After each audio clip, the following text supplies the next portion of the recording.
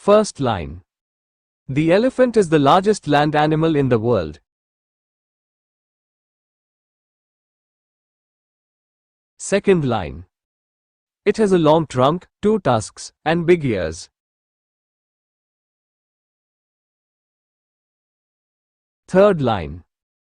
Elephants are strong, intelligent, and gentle animals.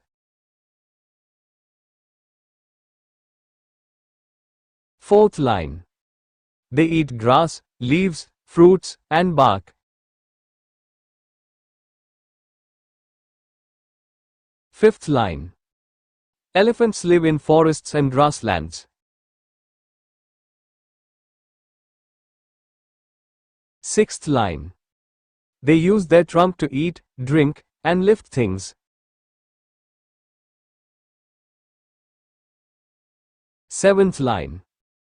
Baby elephants are called calves.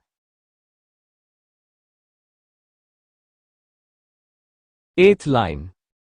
Elephants live in groups called herds. Ninth line. We should protect elephants and their natural habitat.